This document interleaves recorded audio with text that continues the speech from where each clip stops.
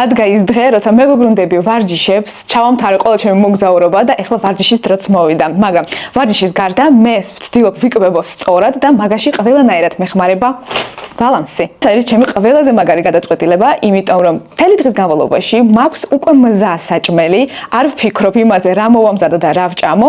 ყველაზე კარგი რაც არის, ის არის რომ მე ვიცი რამდენი კალორია მივიღე დღის განმავლობაში და ყველანაირ შემთხვევაში ვიქნები კალორიულ დეფიციტში. თავარა კალორიული დეფიციტი არ ნიშნავს, რომ თქვენ უარს იტყვით მაგალითად გემრიელ რაღაცაზე. მოდით გაჩვენებთ დაწვრილებით.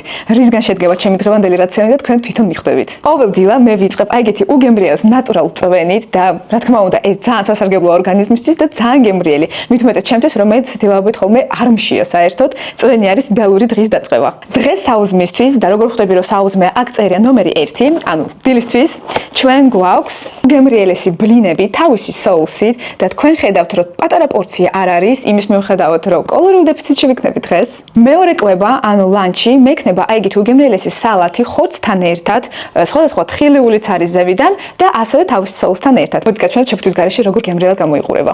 თქვენს დამეთანხმებით, რომ საერთოდ არ გავს დიეტურ კვებას, რაც მთავარია. ჩვენი მესამე კვება, ანუ უკვე ვახშამი, შედგება ორ რაღაცისგან. ეს არის ჩვენი ნახშირწყლები, რაღაცა ძალიან გემრიელი ხორცის და ბოსტნეულის რაგუ.